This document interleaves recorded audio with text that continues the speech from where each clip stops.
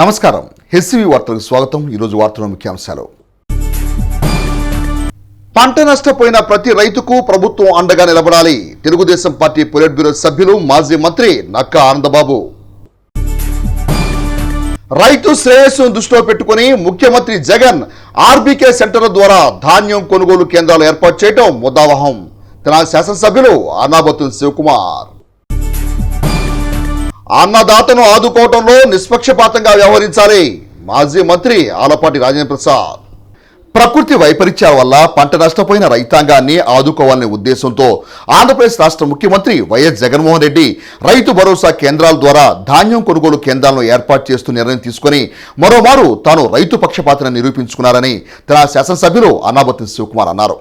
తెనాలి నియోజకవర్గం కొల్లిపర మండలం మున్నంగి గ్రామంలోని రైతు భరోసా కేంద్రంలో ఏర్పాటు చేసిన ధాన్యం కొనుగోలు కేంద్రాన్ని బుధవారం తెనాలి శాసనసభ్యులు Annabathuni Sivakumar, Tenali sub collector doctor Nidhi మీనాలు ప్రారంభించారు. మంగళవారం కొల్లిపర మండలంలోని మున్నంగి గ్రామంలో రైతు భరోసా కేంద్రంలో ధాన్యం కొనుగోలు కేంద్రాన్ని MLA Annabathuni Sivakumar, Tenali sub collector doctor Nidhi మీనాల చేతుల మీదుగా ప్రారంభించారు. ఈ సందర్భంగా జరిగిన సభలో తెనాలి శాసనసభ్యులు అన్నాబత్తుని శివకుమార్ మాట్లాడుతూ జిల్లాలోనే తొలిసారిగా తెనాలి నియోజకవర్గం మున్నంగిలో ధాన్యం కొనుగోలు కేంద్రాన్ని ఏర్పాటు చేసినట్టు పేర్కొన్నారు. రైతుల వద్ద ధాన్యం కొనుగోలు చేసిన నగదును 21 రోజుల్లో నేరుగా రైతుల ఖాతాలో జమ చేయనున్నట్టు తెలిపారు. రైతుల శ్రేయస్సును దృష్టిలో ఉంచుకుని వారి సంక్షేమానికి కట్టుబడిన ప్రభుత్వం వైఎస్ఆర్ కాంగ్రెస్ పార్టీ ప్రభుత్వం అని ఎమ్మెల్యే శివకుమార్ స్పష్టం చేశారు. వ్యవసాయం దండగ కాదు, పండుగని చేతలతో చేసి చూపించిన ఘనత ఆంధ్రప్రదేశ్ రాష్ట్ర ముఖ్యమంత్రి వైఎస్ జగన్మోహన్ రెడ్డిదని అన్నారు. ప్రభుత్వం అందిస్తున్న ప్రోత్సాహకాలను రైతులు సద్వినియోగం చేసుకోవాలని అన్నారు. ఈరోజు రాష్ట్ర ప్రభుత్వం ఆర్బీకే కేంద్రాల ద్వారా రైతు పండించిన పంటకి కొనుగోలు కేంద్రాలని ఆర్బీకే సెంటర్లోనే ఓపెన్ చేసి ఆర్బీకే సెంటర్ కొనుగోలు కేంద్రాల ద్వారా రైతు పండించిన పంటకి మద్దతు ధర ప్రకటించి ఆ కొనుగోలు కేంద్రాల ద్వారా ఈ పంటని కొనుగోలు చేసే కార్యక్రమాన్ని మన గుంటూరు జిల్లాలో మొదటిగా మన మున్నంగి గ్రామంలో ఈరోజు ఎంటైర్ జిల్లా పౌర సరఫరాల శాఖ department and GDCMS bank department అందరం కలిసి ఈరోజు ఇనాగరేట్ చేస్తా ఉన్నాం. ప్రభుత్వం కృత నిశ్చయంతో ఆర్బీకే సెంటర్ని ప్రతి గ్రామంలో సొంత బిల్డింగ్తో ప్రభుత్వమే కట్టినాక దాంట్లో ఇన్ఫ్రాస్ట్రక్చర్ని ఏర్పాటు చేశాం, దాంట్లో ఎంప్లాయీస్ని ఏర్పాటు చేశాం. గ్రామంలో రైతాంగానికి ఆర్బీకే సెంటర్ ద్వారా ఎలా సర్వీస్ జరిగిందో చాలామంది రైతాంగం ఈరోజు గమనిస్తూ ఉంటారు. విత్తనం నాట దగ్గర నుంచి ఎక్కడైతే వ్యవసాయ సీజన్ ఖరీఫ్ సీజన్ స్టార్ట్ అయిందో ఆ స్టార్ట్ అయిన దగ్గర నుంచి ఆర్బీకే సెంటర్స్ రైతుకు ఉపయోగపడే తీరు మనందరం గమనించాం. ఈరోజు కొనుగోలు కేంద్రాలను కూడా ఆర్బీకే సెంటర్లో ఇనాగ్రేట్ చేస్తా ఉన్నాం. ఈ రాష్ట్రంలో గత 15 రోజుల క్రితం అకాల వరద ఏ రకంగా వచ్చింది, ఈ సంవత్సరం పంట బాగా పండి బాగా ఉంది అనుకున్న తరుణంలో ఏ రకంగా వర్షం దెబ్బతీసిందో మనందరం చూసాం. ఎక్కడెక్కడ రైతుని ఆదుకునే కార్యక్రమాలు ఉన్నాయో ఆ ప్రతి కార్యక్రమాన్ని ప్రభుత్వం చేస్తూ ఉంది. ప్రభుత్వం ఇచ్చిన మద్దతు ధర ద్వారా కనీసం జొన్న మొక్కజొన్న విషయంలో కొనుగోలు దాంట్లో ఆ వేరియేషన్ ఎంతైతే వచ్చిందో ఎకరానికి సుమారు 15,000 నుంచి 20,000 దాకా రైతుకి దక్కింది అని చెప్పి ఎంతో సంతోషంగా చెబుతూ ఉంటారు. మేము అకాల వర్షాలు పడ్డాక మేమందరం అసెంబ్లీలో ఆ వరదలు వచ్చినప్పుడు శని ఆదివారం సెలవులు వస్తే నేను తిరిగాను. ఆ మరుసటి రోజే సోమవారం అసెంబ్లీలో ముఖ్యమంత్రి గారికి కూడా తెలియజేయడం జరిగింది. అప్పటికే ముఖ్యమంత్రి గారు స్పష్టంగా తప్పకుండా రైతుని ఆదుకునే కార్యక్రమం చేద్దాం, కొనుగోలు కేంద్రాలు పెట్టించి మనం ఇచ్చేద్దామని చెప్పి ఆయన ఆ రోజే చెప్పడం జరిగింది.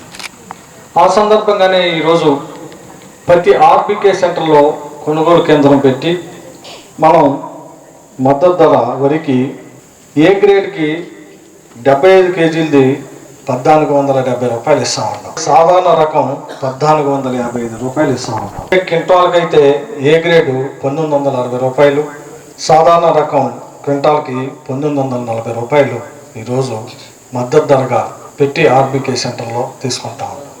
ఇది ప్రతి ఆర్బీకే సెంటర్లో ఈ నియోజకవర్గంలో సుమారు 36 ఆర్బీకే సెంటర్లు ఉన్నాయి. ఈ 36 ఆర్బీకే సెంటర్లో ఈ కొనుగోలు కేంద్రాలని తెరిచి ధాన్యం సేకరణ, ధాన్యం కొనుగోలు కార్యక్రమం చేయబోతా ఉన్నాం. తెలంగాణ సబ్ కలెక్టర్ డాక్టర్ నిధి మీనా మాట్లాడుతూ రైతు భరోసా కేంద్రాల ద్వారా అందిస్తున్న సేవలను రైతు సోదరులు అవగాహన పెంపొందించుకొని సద్వినియోగపరచుకోవాలని అన్నారు. అకాల వర్షాలకు దెబ్బతిన్న పంటను ఆర్బీకే సెంటర్ నందు ఏర్పాటు చేసిన ధాన్యం కొనుగోలు కేంద్రంలో పంటను విక్రయించి లబ్ధి పొందాలని అన్నారు. ఈ సంవత్సరం ఆర్బీకే ద్వారా అండ్ ప్రొక్యూర్మెంట్ సపోర్టింగ్ ఏజెన్సీ ద్వారా ప్రొక్యూర్మెంట్ ఆపరేషన్ జరుగుతుంది. ఆల్రెడీగా మొత్తం జిల్లాలో procurement supporting agency RBK tagging అయిపోయింది. ఆల్రెడీగా 26 నవంబర్కు ట్రైనింగ్ కూడా జరిగింది. ఏడీఏస్కి, మండల్ అగ్రికల్చర్ ఆఫీసర్స్కి, విలేజ్ అగ్రికల్చర్ అసిస్టెంట్స్కి. ప్రొక్యూర్మెంట్ ఆపరేషన్ కోసం వేరే డిపార్ట్మెంట్స్ కోఆపరేషన్ పెడుతున్నారు. This civil supplies department, agriculture department, revenue department. We are also holding cooperation. We are also in touch with procurement supporting agencies and millers. Then this from the procurement supporting agency ensure chestunaru infrastructure in RBK. This entire all the facilities that are important for the procurement. Hamalis, gunny bags, transport vehicles, everything will be looked after by the procurement supporting agencies. Village agriculture assistant ఫీల్డ్లో inspection పెడుతున్నారు. అది quality norms fix చేస్తున్నారు. మీరు అడిగండి VA గారు మీకు advice పెడుతున్నారు what is to be done. So it has to be dried for some more time so that the moisture content in reduce and within the normal limits. It is within the normal limits. These are the banners and pamphlets have been prepared also. ఇక రైతు భరోసా కేంద్రం ద్వారా ధాన్యం కొనుగోలు, ఇది మొత్తం information ఈ pamphlet లో ఉన్నాయి. ఇది ఎంఎస్పి ఏమేమి ఉన్నాయి, నార్మల్ కేటగిరీ, కామన్ వెరైటీ కోసం అండ్ గ్రేడ్ ఏ వెరైటీ కోసం. దిస్ అగైన్ అప్పుడు మీకు ఎనీ డౌట్ ఉన్నాయి ఆర్ ఎనీ గ్రీవాన్స్ ఉన్నాయి తో నంబర్ మీ అందరికీ తెలుసు. ఇది సచివాలయం బయట కూడా ఇది number department of secretariat has put up 1902. So ఇది I think all of us know this number. Other than this 155251. Collectorate లో కూడా కమాండ్ కంట్రోల్ రూమ్ పెట్టారు. To contact the command control room 9491392717 number dial చేయండి. All the doubts and everything will be clarified from the command control room. And ఇది field functionaries కూడా ఉన్నాయి, mandal level officers ఉన్నారు, division level officers ఉన్నారు.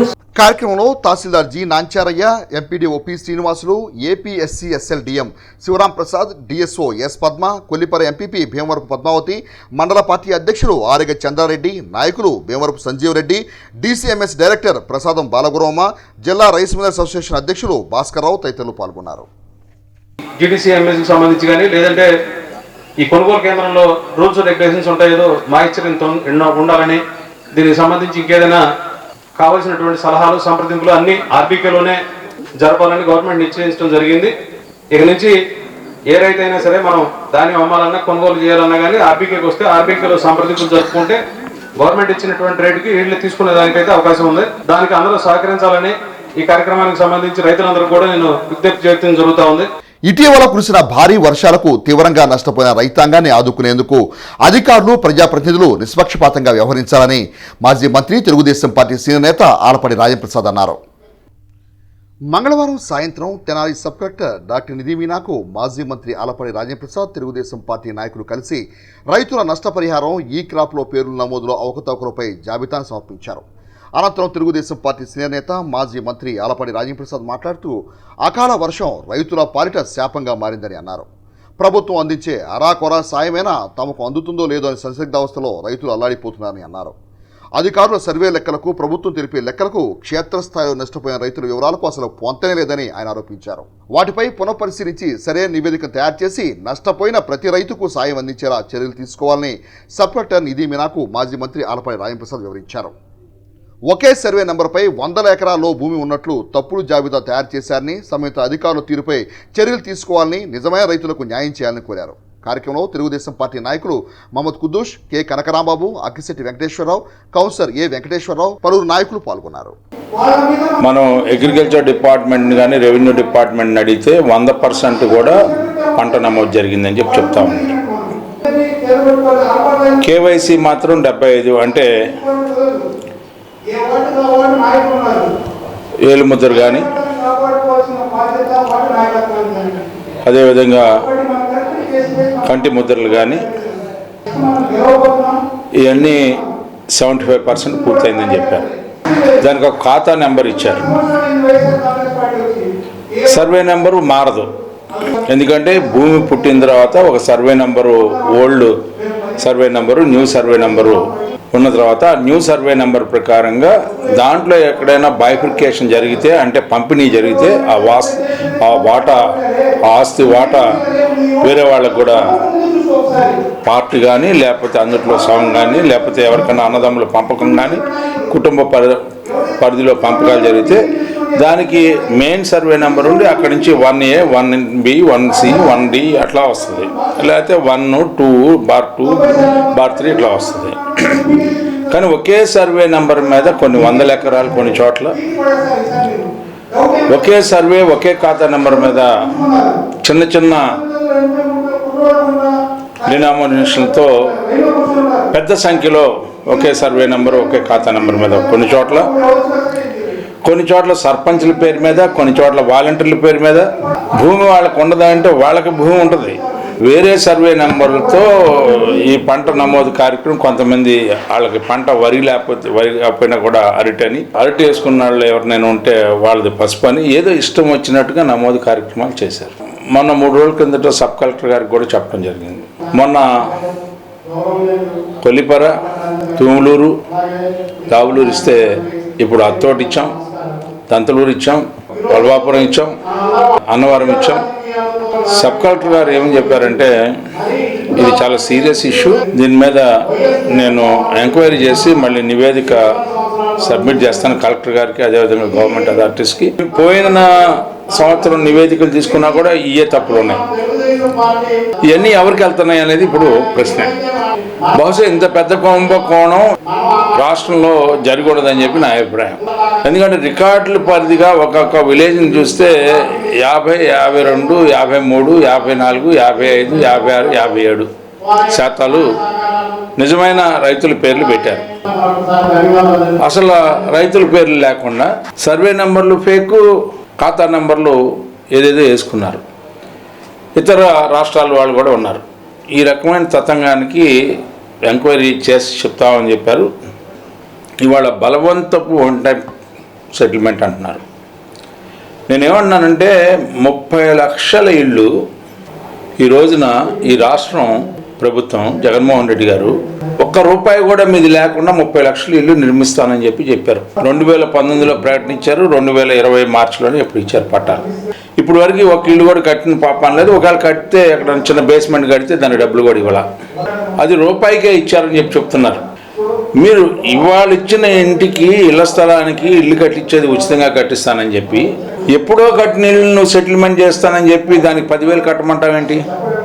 అకాల వర్షాలకు తీవ్రంగా నష్టపోయిన రైతాంగాన్ని ప్రభుత్వం బాధ్యతాయుతంగా ఆదుకోవాల్సింది పోయి ఆ పని చేయకపోగా రైతుల పట్ల నిర్లక్ష్య ధోరణితో వ్యవహరించడం దుర్మార్గమని మాజీ మంత్రి, తెలుగుదేశం పార్టీ పొలిట్ బ్యూరో సభ్యులు నక్కా ఆనందబాబు దుయ్యబట్టారు.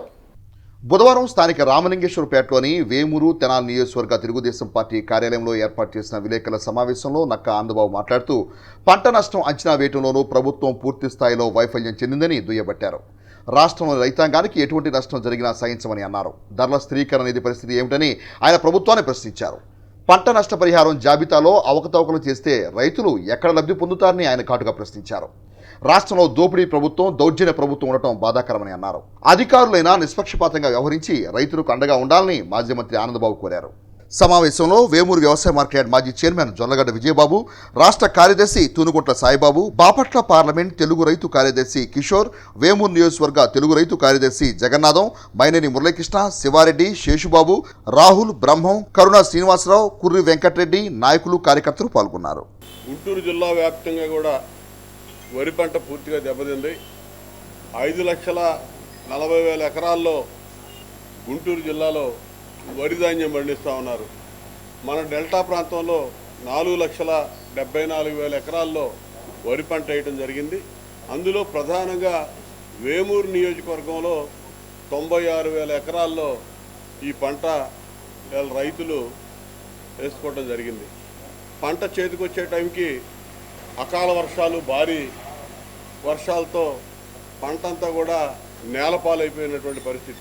దిగుబడి పూర్తిగా తగ్గిపోయి కోలుకోలేని దెబ్బ గత సంవత్సరం జరిగింది రైతుకి. ఈ సంవత్సరం కూడా అదే పరిస్థితుల్లో రైతు ఇలా నష్టపోతూ ఉన్నాడు. ప్రకృతి వైపరీత్యాలనేవి సర్వసాధారణంగా జరుగుతూ ఉంటాయి. దానికి ప్రభుత్వాన్ని నిందించలేం కానీ ప్రభుత్వం బాధ్యతాయుతంగా వ్యవహరించాల్సిన అవసరం ఉంది. ఇటువంటి విపత్తులు వచ్చిన తర్వాత రైతుని ఇతోధికంగా ఆదుకోవాల్సిన బాధ్యత మాత్రం ప్రభుత్వాల మీద ఉంటాయనేది నేను గుర్తు చేస్తూ ఉన్నాను. తెలుగుదేశం ప్రభుత్వ హయాంలో కూడా ఇటువంటి ప్రకృతి వైపరీత్యాలు అనేక సార్లు సంభవించింది. రైతుకు ఒక భరోసా కలిగించి ఏ విధంగా ఉన్నా కూడా పంట కూడా మొత్తం కూడా ప్రభుత్వం కొనుగోలు చేపించింది. పూర్తిగా నష్టపరిహారం చెల్లించాం ఆ రోజున రైతుకి. ఇవన్నీ కూడా చేసి ఒక భరోసాని ఇచ్చింది తెలుగుదేశం ప్రభుత్వం. ఇక్కడ ఉన్నటువంటి వ్యవసాయ శాఖ అధికారులు పంపించిన అంచనాల్ని తగ్గించి పంపించామని చెప్పి పై అధికారులు వీళ్ళకి హుక్కుం జారీ చేస్తూ ఉన్నారు. ఇలా వాస్తవంగా ఎంత పంట నష్టపోయిందో దానికంటే తక్కువగా చూపించమని చెప్పి వీళ్ళ మీద ఒత్తిడి తెస్తూ ఉన్నారు. ఇవాళ వైఎస్ఆర్సీపీ నాయకులందరూ కూడా ఇవాళ దళారుల పాత్ర పోషిస్తూ ఉన్నారు.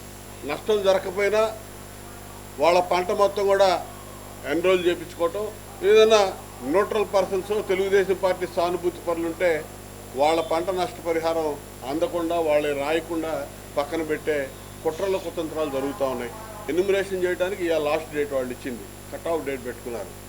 నువ్వు ఈరోజు సాయంత్రానికి నువ్వు చేసినటువంటి అంచనాలు, నువ్వు తయారు చేసినటువంటి లిస్టులు మొత్తం కూడా బులెటిన్ చేయండి. ఏ రైతుకి నష్టం జరిగిందో పారదర్శకంగా వాళ్ళ పేర్లు రాశారో లేదో తెలిసిద్ది.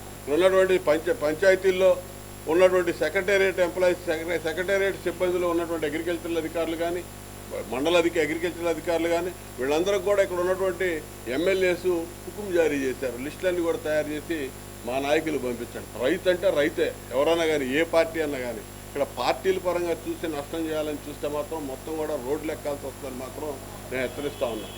ఖచ్చితంగా గతంలో కూడా ఇదే విధంగా చేశారు వీళ్ళు. మొత్తం కూడా దళారుల పాత్ర పోషిస్తూ ఉన్నారు. నాయకులందరూ కూడా ఒత్తిడి తెస్తూ ఉన్నారు. సెక్రటేరియట్లో ఉన్నటువంటి వ్యవసాయ శాఖకు సంబంధించినటువంటి ఎంప్లాయీస్ మీద ఒత్తిడి తీసుకుని వాళ్ళకి ఏ విధంగా కావాలో ఆ విధంగా లిస్టులు తయారు చేయబోతూ ఉన్నారు. ఇవాళ ఎక్సెల్ షీట్లన్నీ వాళ్ళ దగ్గరికి పంపించమన్నారంట. ఈరోజు అయిపోగానే వాళ్ళు సరి చేస్తారంట. ఆ అవకాశం ఇవ్వకుండా ఈరోజు లాస్ట్ డేట్ ఫిక్స్ చేసుకొని రేపు ఎల్లుండి అప్లోడ్ చేసేసి తర్వాత 4 రోజుల తర్వాత లిస్టులు చూస్తే మా పేర్లు ఉండవు, నిజమైన బాధితుల పేర్లు ఉండవు. అందులో ఏం చేయాలి, ఎవడో చెప్పుకోవాలి. ఈ విధంగా కుట్ర బన్నుతూ ఉన్నారు. ఇటువంటి కుట్ర విధానాలు రైతుల మీద చూపించొద్దు. మీరు రాజకీయాలు విడిగా చేసుకోండి. మీకు అధికారం ఇచ్చింది ఇంకొకళ్ళని ఇబ్బంది పెట్టడానికి కాదనేది మాత్రం గుర్తుపెట్టి. ఏపీ జేఏసీ అమరావతిలో పిలుపు మేరకు ఆంధ్రప్రదేశ్ రాష్ట్ర ప్రభుత్వ ఉద్యోగుల సమస్యలను ప్రభుత్వం తక్షణమే పరిష్కరించాలని కోరుతూ స్థానిక ఆర్ఎండ్బి కార్యాలయం ఎదుట ఉద్యోగులు బుధవారం నిరసన కార్యక్రమం నిర్వహించారు. ఈ సందర్భంగా Andhra Pradesh NGO joint secretary KVV Kishore మాట్లాడుతూ అధికారంలోకి వస్తే ఉద్యోగుల సమస్యలు పరిష్కరిస్తామని చెప్పి నేడు మాట తప్పి మడమ తిప్పారని విమర్శించారు. ఉద్యోగులకు పీఆర్సీలు, డిఎల్ను వెంటనే విడుదల చేయాలని డిమాండ్ చేశారు. సిపిఎస్ రద్దు, ఒప్పంద ఉద్యోగుల క్రమబద్ధీకరణతో జేఏసీ ఇచ్చిన డిమాండ్లను ప్రభుత్వం వెంటనే పరిష్కరించాలని కోరారు. కార్యక్రమంలో పలువురు ఆర్ఎండ్బి ఉద్యోగులు పాల్గొన్నారు. ఏపీ అమరావతి, ఏపీ ఆంధ్రప్రదేశ్ వారు ఇచ్చిన పిలుపు మేరకు నిరసన కార్యక్రమాలు 4 రోజులు చేస్తున్నాము. జగన్ గారు ఇచ్చినటువంటి సకాలంలో పీఆర్సీ ఇస్తారని, డిఏఎల్ ఇస్తారని మాట ఇచ్చున్నారు. సిపిఎస్ రద్దు చేస్తారని మాట ఇచ్చారు, మనం తిప్పారు. వాటి కోసం, మా హక్కుల కోసం మేమందరం ఈరోజు పోరాడుతున్నాం. మా నాణ్యపరమైనటువంటి హక్కుల కోసం మేమందరం పోరాడుతున్నాం. దీనికి ప్రజలు రాజకీయంగా సపోర్ట్ చేయవలసిందిగా కోరుచున్నాము. Andhra Pradesh electronic media journalist association మరియు ఆంధ్రప్రదేశ్ యూనియన్ ఆఫ్ వర్కింగ్ జర్నలిస్టుల సంయుక్త ఆధ్వర్యంలో అపరిష్కృతంగా ఉన్న జర్నలిస్టుల సమస్యలను ప్రభుత్వం తక్షణమే పరిష్కరించాలని కోరుతూ అంబేద్కర్ విగ్రహం వద్ద బుధవారం నిరసన కార్యక్రమం నిర్వహించారు. ఈ సందర్భంగా యూనియన్ నేతలు మాట్లాడుతూ వైఎస్ జగన్మోహన్ రెడ్డి జర్నలిస్టులకు ఇచ్చిన హామీలను నెరవేర్చడంలో రాష్ట్ర ప్రభుత్వం పూర్తిగా వైఫల్యం చెందిందని అన్నారు. కొన్ని అమల్లో ఉన్న కమిటీలకు తిరోధకాలు ఇచ్చారని అన్నారు. ప్రధానంగా కరోనా మహమ్మారికి బలైన జర్నలిస్టు కుటుంబాలకు ప్రకటించిన ఎక్స్గ్రేషియా అందించడంలో ప్రభుత్వం ఘోరంగా వైఫల్యం చెందిందని అన్నారు. అర్హులైన జర్నలిస్టులకు తక్షణమే అక్రిడేషన్ మంజూరు చేయాలని డిమాండ్ చేస్తూ అంబేద్కర్ విగ్రహానికి వినతిపత్రం అందజేశారు. తక్షణం జర్నలిస్టులకు ఇచ్చిన హామీలను అమలు చేయకపోతే రాష్ట్ర వ్యాప్తంగా ఉద్యమాన్ని చేపట్టి సమాచార శాఖ మంత్రి పర్యటన అడ్డుకుంటామని అన్నారు. సమస్యల పరిష్కారానికి ఆమరణ నిరాహారదీక్ష చేయడానికి కూడా తాము వెనకాడమని హెచ్చరించారు. కార్యక్రమంలో విజయవాడ ప్రెస్ క్లబ్ అధ్యక్షులు నిమ్మరాజు చలపతిరావు, గుంటూరు జిల్లా ఎలక్ట్రానిక్ మీడియా జర్నలిస్ట్ అసోసియేషన్ అధ్యక్షులు కె సునీల్ సందీప్, ఏపీయూడబ్ల్యూజే జిల్లా కార్యదర్శి ఏచూరి శివ, యూనియన్ రాష్ట్ర నాయకులు మార్కండేలు, ఏకే మోహన్ రావు, గుంటూరు జిల్లా ఎలక్ట్రానిక్ మీడియా జర్నలిస్ట్ అసోసియేషన్ నాయకులు రాంబాబు, సిద్దిల సాయినాథ్, వెంకటప్పయ్య, సుబ్బారావు, వాసు, శ్యామ్ పలువురు జర్నలిస్టులు పాల్గొన్నారు. రాష్ట్రంలో అభివృద్ధిని అటకెక్కించి అరాచక పాలన కొనసాగిస్తున్న అధికార వైఎస్ఆర్ కాంగ్రెస్ పార్టీ ప్రభుత్వానికి చరమగీతం పాడేందుకు సంసిద్ధం కావాలని మాజీ మంత్రి తెలుగుదేశం పార్టీ సీనియర్ నేత ఆలపాటి రాజేంద్ర ప్రసాద్ మంగళవారం రాత్రి టీజేకే కళ్యాణ మండపంలో జరిగిన కార్యక్రమంలో అన్నారు. మంగళవారం రాత్రి తెనాలి పట్టణంలోని టీజేకే కళ్యాణ మండపంలో 4, 5, 6 వార్డుల గౌరవ సభ నిర్వహించారు. ఈ కార్యక్రమానికి ముఖ్య అతిథిగా విచ్చేసిన తెలుగుదేశం పార్టీ సీనియర్ నేత మాజీ మంత్రి ఆలపాటి రాజేంద్ర ప్రసాద్ మాట్లాడుతూ 2.5 ఏళ్ల వైఎస్ఆర్ కాంగ్రెస్ పార్టీ పరిపాలనలో రాష్ట్రంలో అభివృద్ధి శూన్యమైందన్నారు. ప్రభుత్వం అవలంబిస్తున్న విధానాలను ప్రజల్లోకి తీసుకెళ్లి చైతన్యపరచాలని అన్నారు. 2.5 ఏళ్ల కాలంలో వైఎస్ఆర్ కాంగ్రెస్ పార్టీ ప్రభుత్వం రాష్ట్రాన్ని అన్ని వ్యవస్థల్లో దిగజార్చిందని అన్నారు. సంక్షేమ పథకాల పేరుతో ప్రజలను మోసం చేస్తానని అన్నారు. నేడు ఆంధ్రప్రదేశ్ అప్పుల ఆంధ్రప్రదేశ్గా మారిందని ఆలపాటి దుయ్యబట్టారు. ప్రభుత్వ తరఫు నుంచి ఒక ఆస్తిని స్థిరీకరించే విషయంలో కానీ, ఒక పరిశ్రమను తీసుకురావడం కానీ, బయట నుంచి ప్రైవేట్ పర్సన్ కానీ, పబ్లిక్ ఇండస్ట్రీ కానీ పూర్తిగా విఫలమైనటువంటి ప్రభుత్వంగా మనం పరిగణించవచ్చు.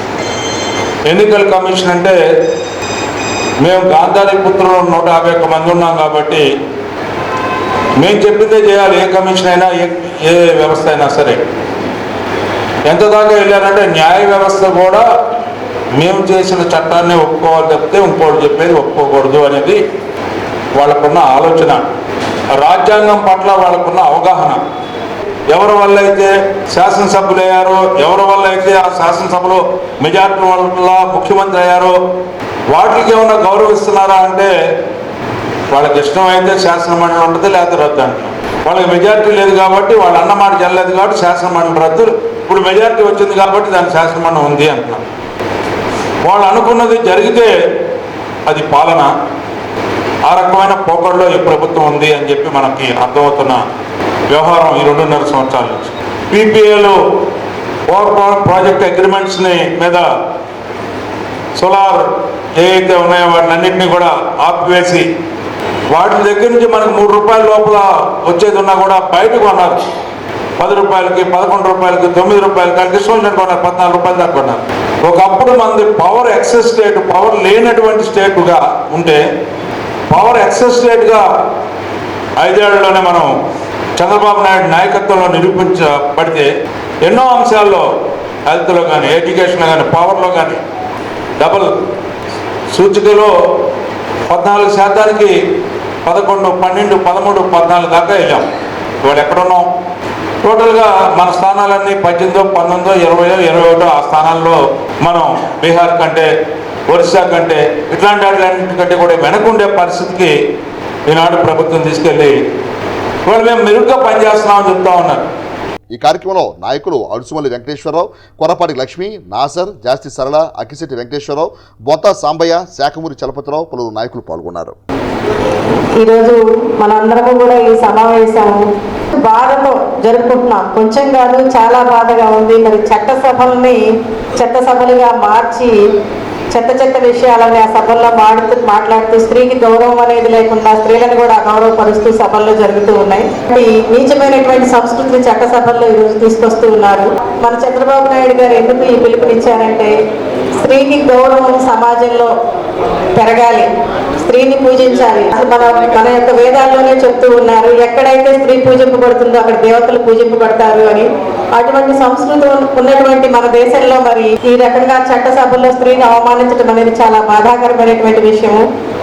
ప్రముఖ వైకానస పండితులు, తిరుమల తిరుపతి దేవస్థానం వేద విశ్వవిద్యాలయం డీన్, ద్వారకా తిరుమల ఆగమ పాఠశాల మాజీ ప్రిన్సిపాల్ అగ్నిహోత్రం శ్రీనివాసాచార్యులు, ఆయన ధర్మపత్ని రాజ్యలక్ష్మి కావల వద్ద జరిగిన రోడ్డు ప్రమాదంలో మృతి చెందడం పట్ల వైకానస సంఘీయులు తీవ్ర దిగ్భ్రాంతిని వ్యక్తం చేసి సంతాపాన్ని తెలిపారు. తెనాలిలోని గంగానంపేటలోని గల వేణుగోపాల స్వామివారి దేవస్థానంలో వైకానస సేవా సంఘం తెనాలి డివిజన్ అర్చక సమైక్య సంయుక్త ఆధ్వర్యంలో జరిగిన కార్యక్రమంలో రాష్ట్ర అర్చక సమైక్య ఆర్గనైజింగ్ సెక్రటరీ తమిళ అనంతాచార్యులు, జిల్లా అర్చక సమైక్య ప్రధాన కార్యదర్శి, వైకానస సేవా సంఘం అధ్యక్షులు మేడూరు శ్రీనివాసమూర్తి, సేవా సంఘం గౌరవ అధ్యక్షులు డివి లక్ష్మీ నరసింహాచార్యులు, ఆర్గనైజింగ్ సెక్రటరీ తమిళ రఘు, కోశాధికారి డి యోగానంద్ చక్రవర్తి, ప్రధాన కార్యదర్శి మాధవ్ కుమార్, శ్రీభాష్యం రామాచార్యులు, వేదాంతం కేశవ్ కుమార్ తదితరులు పాల్గొని శ్రీనివాసాచార్యులు దంపతుల చిత్రపటానికి పూలమాలలు వేసి నివాళులర్పించారు. ఆగమ శాస్త్రంలో శ్రీనివాసాచార్యుల ప్రతిభను, ఆయన సమాజానికి అందించిన సేవలను ప్రత్యేకంగా కొనియాడారు. వైకానస లోకంలో ఒక ద్రోతాలు రాలిందంటూ సభ్యులు మౌనం పాటించి దిగ్భ్రాంతి వ్యక్తం చేశారు.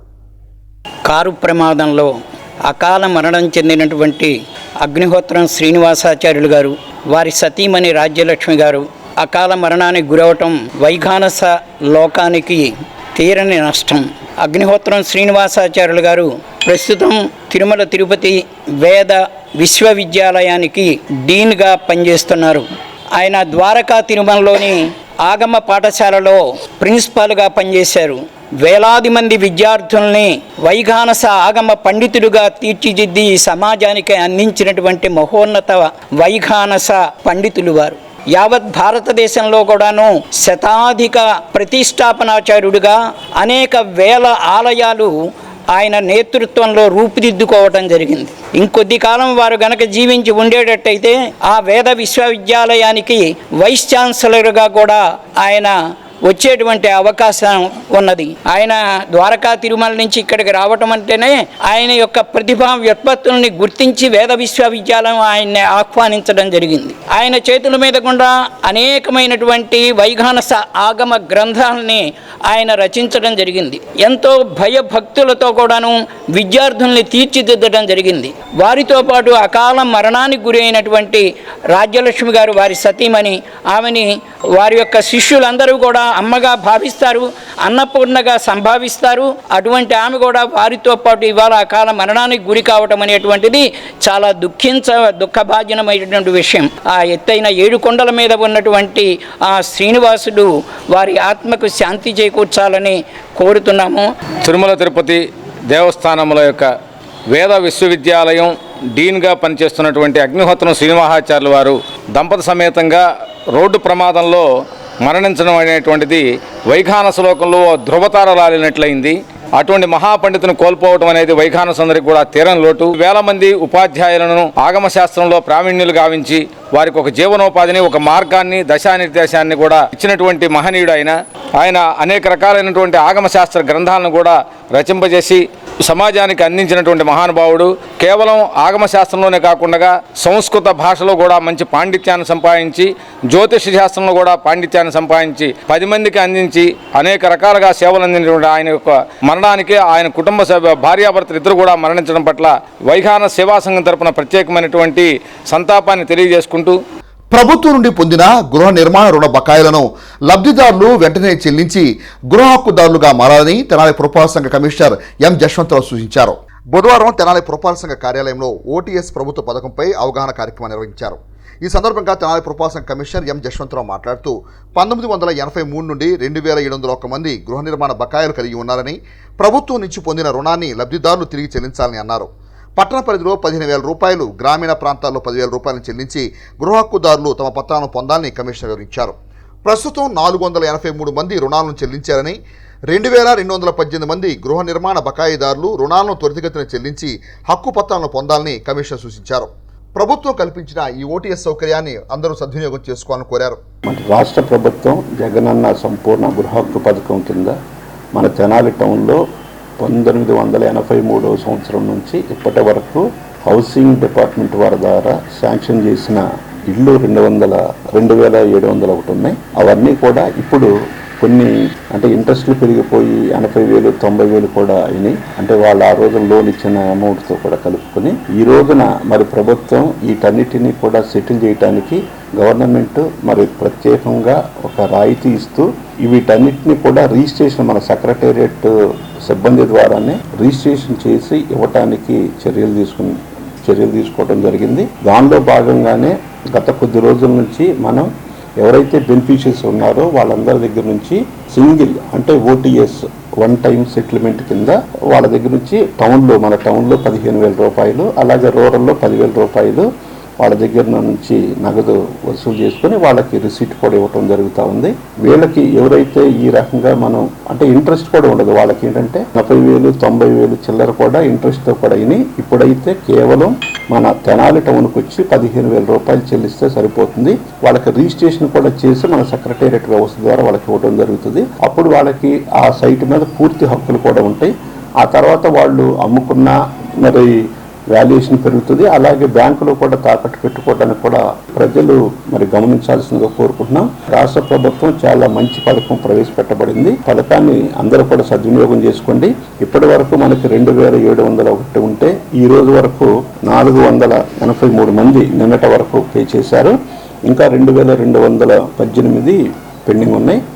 వాళ్ళకు కూడా రోజుకి ఒక 40 మంది అలాగే 50 మంది కూడా రోజుకి చెల్లిస్తూ ఉన్నారు. కాబట్టి ఇంకా బ్యాలెన్స్ ఎవరైతే ఉన్నారో వాళ్ళందరికీ కూడా ఇమీడియట్గా రాష్ట్ర ప్రభుత్వం ఈ మంచి అవకాశం ఇచ్చింది కాబట్టి సద్వినియోగం చేసుకోవాల్సిందిగా కోరుకుంటున్నాం.